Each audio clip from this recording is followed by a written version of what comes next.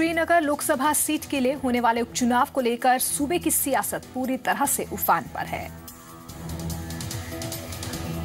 श्रीनगर लोकसभा उपचुनाव के लिए कांग्रेस और नेशनल कॉन्फ्रेंस के संयुक्त उम्मीदवार फारूक अब्दुल्ला ने अपने नामांकन दाखिल कर दिए हैं। जम्मू कश्मीर की श्रीनगर लोकसभा सीट के उपचुनाव के लिए सियासी घमासान गर्मा गया है। सूबे में विपक्ष में बैठी नेशनल कॉन्फ्रेंस और कांग्रेस ने पूर्व सीएम फारूक अब्दुल्ला को बतौर उम्मीदवार मैदान में उतारा है। उन्होंने अपना नामांकन दाखिल कर दिया है। इससे मोदी लहर का असर ही कहेंगे कि खुद फारूक अब्दुल्ला को लोकसभा उपचुनाव में उतरना पड़ा, जबकि उनके खिलाफ सत्ताधारी पीडीपी ने नासिर अहमद खान को उतारा है। उन्होंने भी अपना नामांकन दाखिल कर दिया है। नासिर अहमद खान कांग्रेस छोड़कर पीडीपी में शामिल हुए हैं। उन्होंने पिछले विधानसभा चुनाव में उमर अब्दुल्ला को बीरवाह सीट पर कड़ी टक्कर दी थी। पीडीपी का कहना है कि उसने युवाओं को मद्देनजर रखते हुए युवा उम्मीदवार को मैदान में उतारा है। पिछली बार बीरवाह में इन्होंने उमर अब्दुल्ला साहब के खिलाफ रियासती असेंबली में इलेक्शन लड़ा था। चंद 100 वोट के फर्क की वजह से ये नाकाम रह गए। हमने एक नौजवान को इसलिए मौका दिया क्योंकि अब मुस्तकबिल नौजवानों का है और रियासत के नौजवानों की तर्जुमानी करने के लिए एक नौजवान को ही चुना गया है। फारूक साहब का जहां तक ताल्लुक है, he is a discredited politician. बीरवा में आप लोगों ने देखा, जहां तक तारिक करा साहब का ताल्लुक है, उसने मेरी सीट पकड़ ली, मैंने उनकी सीट पकड़ ली, उससे कोई फर्क नहीं पड़ेगा। आपको बता दें कि श्रीनगर लोकसभा सीट पर बीते लोकसभा चुनाव के दौरान फारूक अब्दुल्ला को हार का मुंह देखना पड़ा था। यहां से पीडीपी उम्मीदवार तारिक हमीद कारा ने जीत दर्ज की थी, जो हाल ही में कांग्रेस में शामिल हो गए। पीडीपी के उम्मीदवार नजीर अहमद खान पिछले विधानसभा चुनाव में पूर्व मुख्यमंत्री उमर अब्दुल्ला से हार गए थे। संसद में कांग्रेस ने योगी आदित्यनाथ को यूपी का सीएम बनाए जाने पर बीजेपी को निशाने पर लिया। हालांकि योगी आदित्यनाथ ने सीएम बनते ही साफ कर दिया था कि वो पीएम नरेंद्र मोदी के विजन सबका साथ सबका विकास के नारे को लेकर आगे बढ़ेंगे। योगी आदित्यनाथ को सीएम बनाए जाने के बाद संसद की कार्रवाई के दौरान विपक्ष ने आरोप लगाया कि बीजेपी हिंदुत्व का एजेंडा लागू कर रही है। इस पर बीजेपी ने कहा कि विपक्ष को जनादेश का सम्मान करना सीखना चाहिए। बीजेपी सांसद साक्षी महाराज ने कहा कि हिंदुत्व का मतलब ही राष्ट्रवाद है। आप कौन सा रहस्य उद्घाटन कर रहे हैं कि बीजेपी हिंदुत्व की ओर बढ़ रहा है? घोषित रूप से वो तो हिंदुत्व की बात करते हैं, उसमें नई बात क्या है? मेरा जमाने में बहुत सरकारें बना है, कभी भी किसी ने हमारे ऊपर दबाव डाला नहीं।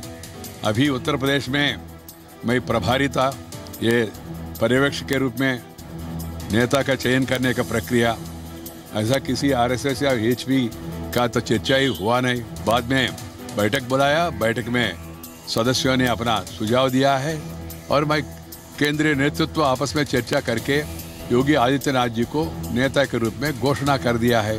वहाँ कोई समस्या नहीं था, मगर कुछ लोग विपक्ष वाले इसको इश्यू बनाने के लिए प्रयास कर रहे, वो सफल नहीं हो पाएंगे। और वो कुछ लोग, उनका कैस्ट क्या है, जाति क्या है, दुर्भाग्य है इस देश का राजनीति में और मीडिया में भी इसके बारे में चर्चा करना। योगी जी योगी है, हिंदुत्व का अर्थ है राष्ट्रवाद। आप लोग उसकी परिभाषा गलत करने का काम मत करिए। बहुत समय हो गया, 60, 65 साल, 70 साल हो गया परिभाषा गलत करते करते। अब सही रास्ते पर आप भी जरा विवेचना सही करो। योगी आदित्यनाथ ने कहा कि सरकार किसी से भेदभाव नहीं करेगी। संकल्प पत्र में किए गए सभी वादों को पूरा करने के लिए प्रतिबद्ध है। कानून व्यवस्था की स्थिति बदहाल है, इसे दुरुस्त किया जाएगा। योगी ने कहा कि पीएम के सपनों का उत्तर प्रदेश बनाना आसान तो नहीं है, लेकिन नामुमकिन भी नहीं।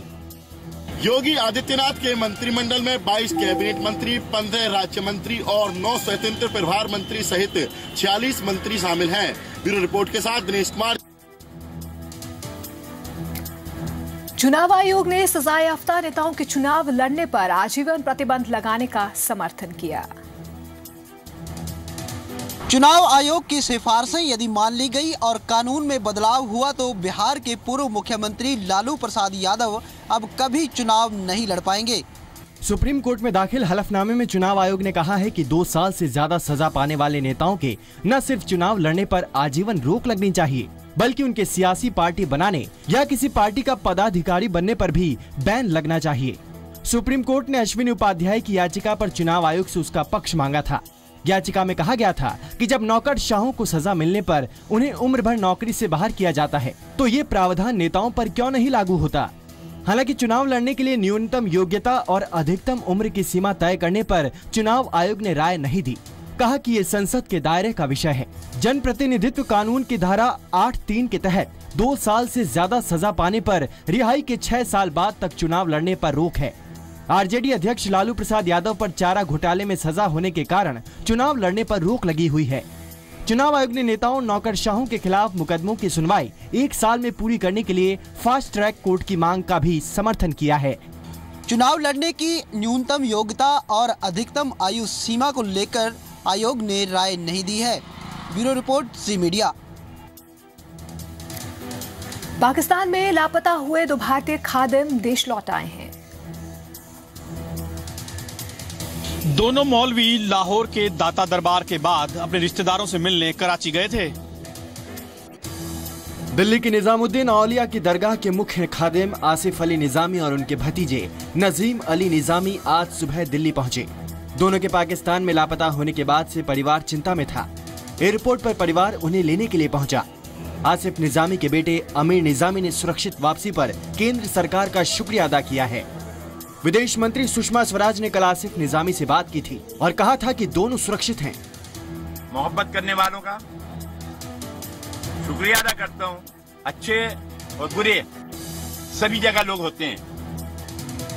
हजरत निजामुद्दीन की तालीमात वो तालीमात हैं कि अगर इनकी तालीमात पे अमल किया जाए तो पूरी दुनिया के अंदर अमन ही अमन और शांति शांति होगी। मैं इस मौके पर आप सबका भी शुक्रगुजार हूं जिन्होंने मोहब्बत दिखाई।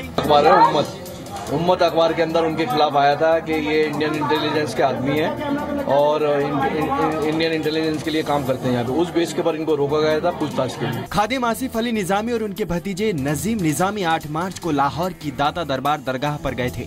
परिवार के मुताबिक आसिफ निजामी को लाहौर एयरपोर्ट पर अधूरे ट्रैवल डॉक्यूमेंट्स होने का कारण बताकर रोका गया था। भारत सरकार ने और इस्लामाबाद में मौजूद भारतीय हाई कमिश्नर ने मामले को पाकिस्तान सरकार के सामने उठाया। दोनों मौलवी लाहौर के दाता दरबार के बाद अपने रिश्तेदारों से मिलने कराची गए थे। सुषमा ने रिहाई के लिए नवाज के विदेश मामलों के सलाहकार सरताज अजीज से बात की थी। ब्यूरो रिपोर्ट के साथ अमन कपूर, जी मीडिया। हिमाचल प्रदेश के बकलोह में चल रहे भारत और ओमान की सेना के बीच युद्ध अभ्यास समाप्त हो गया है। इस दौरान दोनों देशों की सेनाओं ने एक दूसरे की रणनीति को समझा और सीखा। इंडिया और ओमान की सेनाओं के बीच 14 दिन तक चलने वाला ये दूसरा संयुक्त युद्ध अभियान था। इससे पहले जनवरी 2015 में दोनों सेनाओं के सैनिक युद्ध अभ्यास कर चुके हैं। ये तस्वीरें भारत और ओमान आर्मी के संयुक्त अभ्यास की है। चंबा के बकलोह छावनी में 14 दिन तक चला ये युद्ध अभ्यास 19 मार्च को समाप्त हुआ। 6 मार्च को इस संयुक्त युद्ध अभ्यास की शुरुआत हुई थी। ओमान के 6 अधिकारियों समेत 60 सैनिकों की एक टुकड़ी ब्रिगेडियर सलीम अल हुस्नी के नेतृत्व में भारत आई थी। अभ्यास में कुछ अच्छी बातें ओमान के रॉयल आर्मी से भारतीय सेना ने सीखी तो कुछ अच्छी बातें ओमान सैनिकों ने इंडियन आर्मी से ग्रहण की। और जैसे कि ओमान के ब्रिगेडियर साहब ने बताया, वो चाहते हैं कि ये फ्रीक्वेंसी और बढ़े, जिससे कि हम आपस से सीखें और इस कोऑपरेशन को और आगे लेके जाएं। ये बहुत ज़रूरी है कि हम इसको और हम एक दूसरे बहुत अच्छे अच्छे पॉइंट सीखते हैं आपस में। इस युद्ध अभ्यास में भारतीय सेना की अगुवाई में 9वीं गोरखा राइफल की 4थी बटालियन ने की थी। दोनों देशों की सेनाओं ने अपनी रणनीति एक दूसरे को बताई और इस दौरान सीखा कि आतंकवादी घटना और अन्य मुश्किल परिस्थितियों में कैसे काम किया जाता है। दोनों देशों की सेनाओं ने इस दौरान अपनी अपनी कुशलता का प्रदर्शन किया। इस अभ्यास को कई हिस्सों में बांटा गया था। जो उनका अच्छा है हम अडॉप्ट करते, जो हमारा अच्छा है वो अडॉप्ट। हमने इस एक्टिविटी में हमने ये दिखाया गया थे बेसिक एक्सरसाइज जो थी कि एक टेररिस्ट को इंफॉर्मेशन मिलने पे कैसे राउंड करके मारना है। इस साझा ट्रेनिंग के दौरान दोनों देशों में आपसी मेलजोल बढ़ाने और आतंकियों से निपटने के तरीकों को साझा करने पर फोकस रहा। अजय महाजन, जी मीडिया, पठानकोट। हिसार में अपनी मांग को लेकर संयुक्त रोडवेज कर्मचारी यूनियन ने प्रदर्शन किया। रोडवेज कर्मचारी अस्थायी कर्मियों को रेगुलर करने की मांग और निजी परमिट जारी किए जाने पर रोक की मांग को लेकर अड़े हुए हैं। हिसार में संयुक्त रोडवेज कर्मचारी यूनियन ने अपनी मांगों को लेकर धरना प्रदर्शन किया। रोडवेज कर्मचारियों ने महाप्रबंधक कार्यालय के बाहर धरना दिया। उनका आरोप है कि मौजूदा बीजेपी सरकार रोडवेज का निजीकरण करने पर तुली है, जिसे बर्दाश्त नहीं किया जाएगा। यूनियन ने हरियाणा रोडवेज में निजी बसों को परमिट दिए जाने का विरोध किया है। उन्होंने भिवानी के चरखी दादरी में कच्चे कर्मचारियों को हटाने का नोटिस वापस लेने की भी मांग रखी है। हरियाणा सरकार द्वारा जो रोडवेज का निजीकरण करने का जो फैसला लिया है और सरकार ने कहा है कि भी कोई आओ और कोई परमिट पाओ, हम सभी को परमिट देंगे। इससे ये जो फैसला है ना तो हरियाणा सरकार के हित में है, ना विभाग के हित में है, ना कर्मचारी के हित में है और ना जनता के हित में। इसलिए all Haryana roadways worker joint action committee ने इसका पुरजोर विरोध करने का फैसला लिया है। यूनियन ने संबंधित मांगों पर विचार नहीं किए जाने पर जल्द अगली रणनीति के ऐलान की चेतावनी दी है। यूनियन की एक मांग ये भी है कि चरखी दादरी से हटाए गए कच्चे मुलाजमों के नोटिस को वापस लिया जाए। हिसार से हरिराम मिश्रा के साथ रविंद्र सिंह, जी मीडिया। हरियाणा के लोक गायक लाला सैनी उर्फ जोगिंदर के हत्यारों में एक सिंगर भी शामिल है। हरियाणा के लोक गायक लल्ला सैनी उर्फ जोगिंदर के हत्यारों में एक सिंगर भी शामिल है। गुरुग्राम पुलिस की क्राइम यूनिट ने हरियाणा के लोक गायक लाला सैनी के अपहरणकर्ताओं को दबोचने में कामयाबी हासिल की है। तीनों आरोपी लाला सैनी की लाश को स्विफ्ट कार में लेकर घूम रहे थे। इससे पहले कि आरोपी लाश को ठिकाने लगाते पुलिस ने उन्हें धर दबोचा। अपहरण और हत्या के प्लान को अंजाम देने वाले तीनों आरोपियों में एक रोहतक निवासी गौरव शामिल है, जो खुद सिंगर है। इसके अलावा झज्जर निवासी महेश और हिसार निवासी सचिन को पकड़ा गया है। आरोपियों ने पैसे देने के बहाने लाला सैनी को बुलाया था। फिरौती की डिमांड पूरी नहीं होने पर बदमाशों ने गायक को गोली मार दी। लाला सैनी है, जो कि लोक गायक है हिसार में, और उन लोगों ने इसको फ़ोन करके बुलाया था और उसके बाद इसको किडनैप कर लिया। इससे रैंसम की डिमांड की और जब ये पैसे नहीं दे पाया तो उसका उन्होंने गोली मार के इसकी हत्या कर दी। 3 लड़के जो अरेस्ट हुए हैं, इनका नाम गौरव, महेश और सचिन है।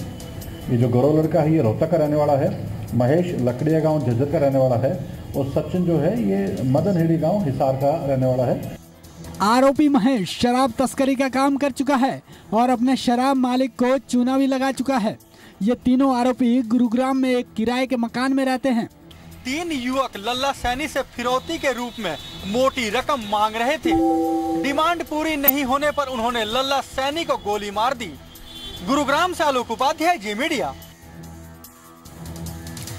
कपूरथला की मॉडर्न जेल एक बार फिर से सवालों के घेरे में है। यहां पर 2 कैदियों के बीच हुई झड़प में एक कैदी गंभीर रूप से घायल हो गया।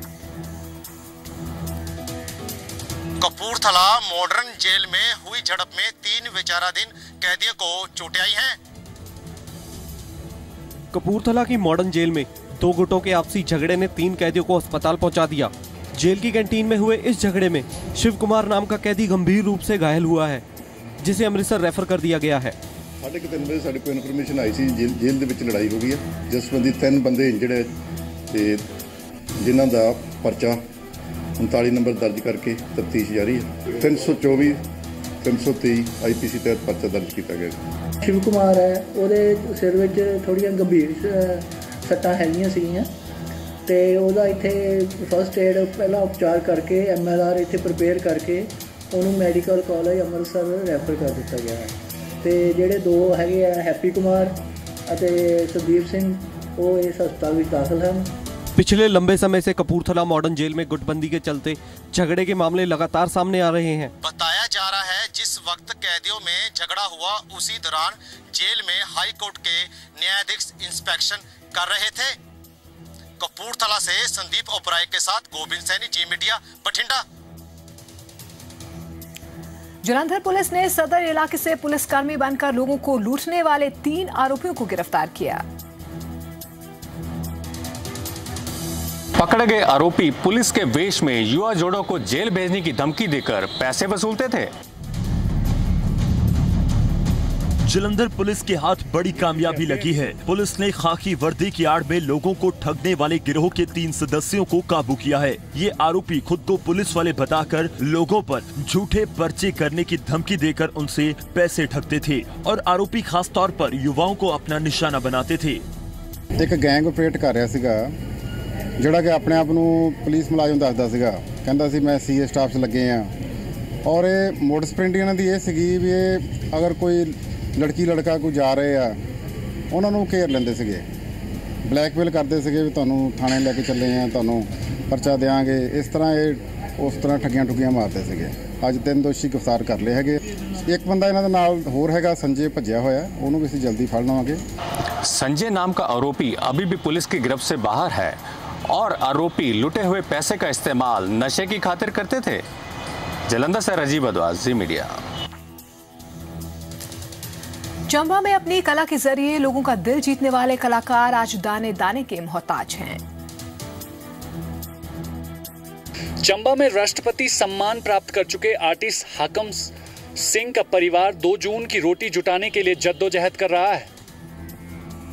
एक वक्त था जब हाकम सिंह अपनी शानदार कलाकारी के जरिए लोगों के बीच काफी मशहूर हुआ करते थे। बचपन में हाकम सिंह ने कला को चुना और कड़ी मेहनत के दम पर राष्ट्रपति सम्मान हासिल किया, लेकिन अब ये हाथ बेजान हो चुके हैं। टांगों ने चलना बंद कर दिया है। 4 साल पहले हाकम सिंह एक हादसे का शिकार हो गए, जिसके बाद परिवार के सामने रोजी रोटी का संकट पैदा हो गया। लेकिन दुख इस बात का है कि देश की धरोहर को बचाए रखने वाले इस परिवार की अब सुध लेने वाला कोई नहीं। तो क्या जो कोई सरकार ने मदद दी या कुछ?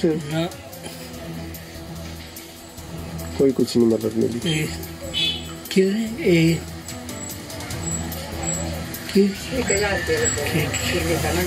सरकार का क्या कोई मदद नहीं। इस कला से जुड़े कई और कलाकार आज दाने दाने के लिए मोहताज हैं। कुछ ने तो ये धंधा ही छोड़ दिया। भारत की प्राचीन कला को ये संजोना तो चाहते हैं, लेकिन इस काम में पेट की भूख नहीं भरती तो वक्त की रोटी नसीब नहीं होती। कलाकारों का आरोप है कि चंबा की ये कला अब लुप्त होने की कगार पर है, क्योंकि सरकार इसे बचाने के लिए गंभीर नहीं दिखाई दे रही। या जैसे यह मान लेते हैं कि जो परंपरा से परिवार से काम कर रहे हैं, सदियों से काम कर रहे हैं, लेकिन उनका फ्यूचर कुछ नहीं है।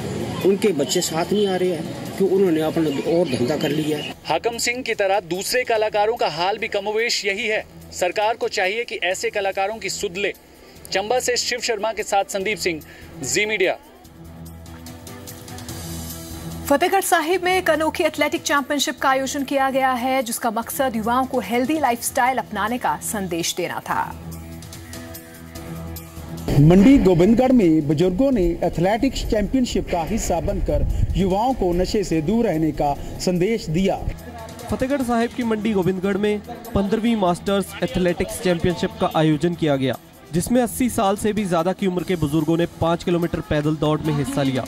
इतना ही नहीं, बुजुर्गों के आगे जवान ही नहीं टिक पाए। 87 वर्ष के हरदयाल सिंह ने पहला स्थान हासिल किया, जबकि 1500 मीटर की दौड़ में नछत्तर सिंह पहले और मंगूराम दूसरे स्थान पर रहे। आयोजन में महिलाओं ने भी हिस्सा लिया। इस मौके पर बुजुर्गों ने युवाओं को स्वस्थ रहने और नशे से दूर रहने के टिप्स दिए। मेरा दिल भी हुआ बाग बाग, पूरी किस्मत आए खुदा वो कह गए अब्बा मियाँ। दिल जो मेरा टूटा है, आँख से आंसू छूटा है, याद करूँ उस जवानी को मस्तानी को, लेकिन झुकूंगा नहीं, अभी तो मैं जवान हूँ, अभी तो मैं जवान हूँ। बस मेहनत करो, सैर करो, एक्सरसाइज करो, नशा से दूर रहो, नशा नहीं करना, सवेरे साजरे उठो। मंडी गोविंदगढ़ में मास्टर्स एथलेटिक चैंपियनशिप के आयोजक हर साल इसका आयोजन करते हैं, ताकि युवाओं को नशे से दूर रखते हुए खेल कूद के लिए प्रेरित किया जा सके। साडा सिर्फ इक्को ही मकसद है गेमां कराउण दा भी असीं बच्चों को नशिਆਂ ਤੋਂ दूर रखीए ते असीं आप भी ਇਹਦੇ ਵਿੱਚ पार्टिसिपेट करते हैं। असीं आप नैशनल इंटरनैशनल साडे ਜਿਹੜੇ खिडारी ने, साडे गोविंदगढ़ वाकर क्लब के ਜਿਹੜੇ मैंबर ने, वो उपलब्धियां करके आए ने ते बजुर्गों को भी यही सुनेहा भी नशिਆਂ ਤੋਂ दूर रहन ते गेमां ਦੇ ਵਿੱਚ ਨਾਲ ਵੱਧ ਤੋਂ ਵੱਧ इंटरस्ट लैण। साडी आने वाली ਜਿਹੜੀ पीढ़ी है नशਿਆਂ ਨੂੰ ਵੱਧ चुकी आ। साडा मतलब यही आ कि आने वाला समा ਜਿਹੜਾ आ नशा तो परहेज करो। पैदल दौड़ में विजेता बने बुजुर्गों ने युवाओं से व्यायाम और हेल्दी लाइफस्टाइल को अपनाने की सलाह दी। मंडी गोबिंदगढ़ से हरप्रीत सिंह, जी मीडिया। कपिल शर्मा के रवैये से आहत सुनील ग्रोवर कॉमेडी शो छोड़ सकते हैं। हालांकि कपिल ने इसे पारिवारिक झगड़ा बताते हुए कहा कि मामले को आपस में सुलझा लिया जाएगा। और बाकी देखिए मौसम का हाल। हिसार में पारा 30 डिग्री के पार पहुंच गया है, जबकि गुरुग्राम की तरह पंजाब के बड़े शहरों में भी पारा तेजी से बढ़ा है। दिल्ली में अधिकतम तापमान 30 डिग्री सेल्सियस दर्ज हुआ है, जबकि चंडीगढ़ का तापमान 28 डिग्री सेल्सियस पहुंच गया है। वहीं गुरुग्राम में पारा 30 डिग्री सेल्सियस रिकॉर्ड किया गया। हिसार का तापमान 31 डिग्री सेल्सियस रहा। पंजाब की बात करें तो अमृतसर में अधिकतम तापमान 29 डिग्री सेल्सियस रहा। लुधियाना में 30 डिग्री सेल्सियस पारा रिकॉर्ड हुआ। वहीं पटियाला में अधिकतम तापमान 30 डिग्री सेल्सियस रिकॉर्ड हुआ है। बठिंडा का तापमान 32 डिग्री दर्ज हुआ। उधर हिमाचल के मनाली में 17 और शिमला में 18 डिग्री सेल्सियस पारा नोट किया गया। धर्मशाला में अधिकतम तापमान 19 डिग्री सेल्सियस पर पहुंच गया। वहीं जम्मू कश्मीर की राजधानी श्रीनगर में पारा 17 डिग्री सेल्सियस रिकॉर्ड किया गया। उधर पहाड़ी राज्यों के बड़े शहरों का अधिकतम तापमान भी 20 डिग्री सेल्सियस को छूने लगा है। ब्यूरो रिपोर्ट, जी मीडिया।